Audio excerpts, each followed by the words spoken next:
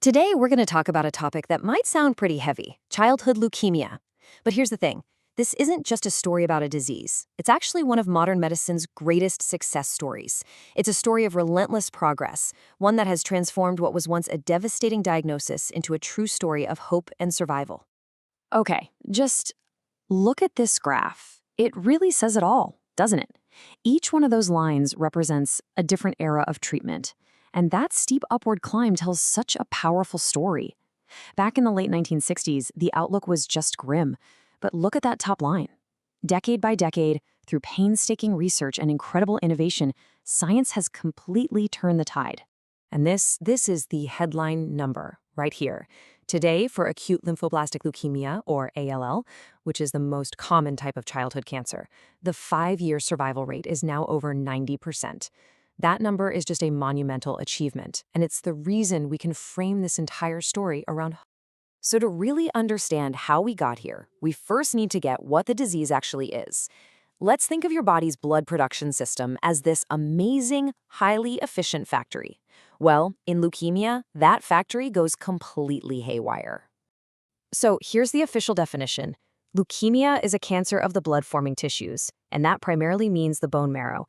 The central problem is that the body just starts producing an uncontrolled amount of abnormal, immature white blood cells.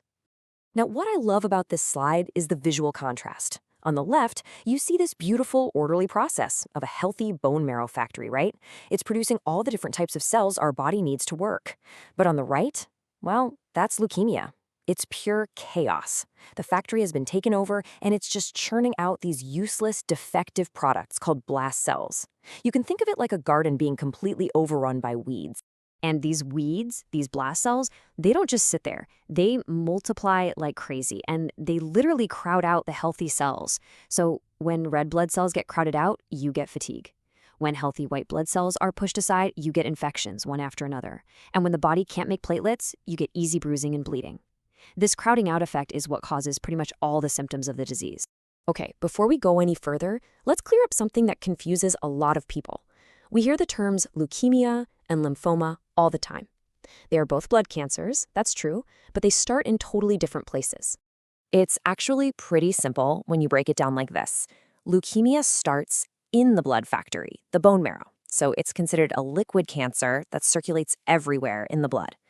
Lymphoma, on the other hand, starts in the body's filtering and drainage network, the lymphatic system, and it usually forms solid tumors in places like your lymph nodes. And this is a great illustration of that system.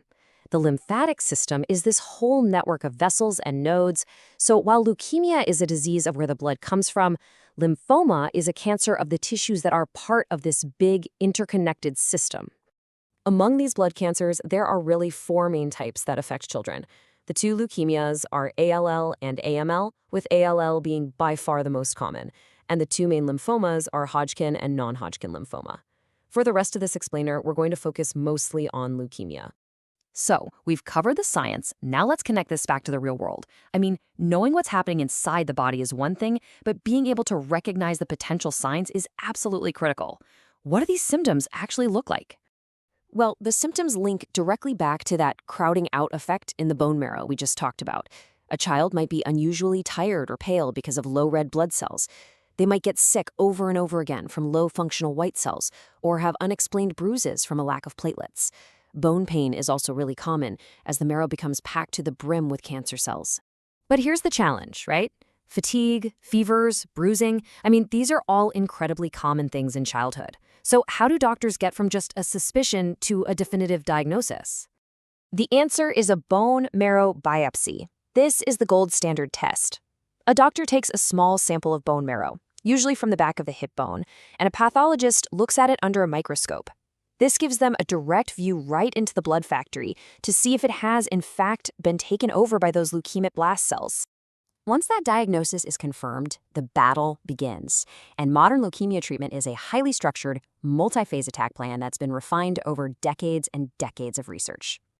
You know, this quote from our source material really gets to the heart of the matter. It's not just the disease that determines what happens, it's the plan to fight it.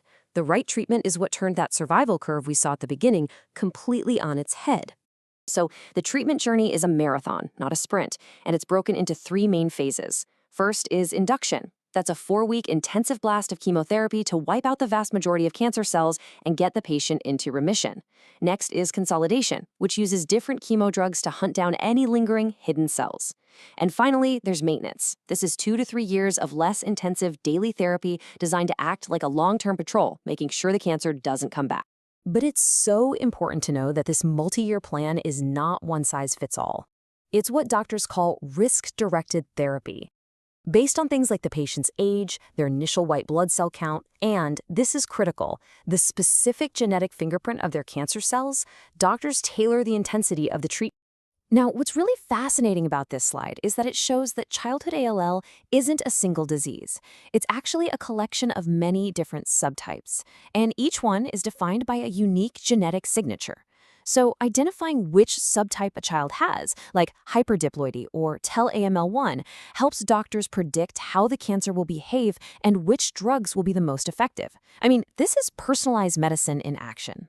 And this brings us to the present and to the future.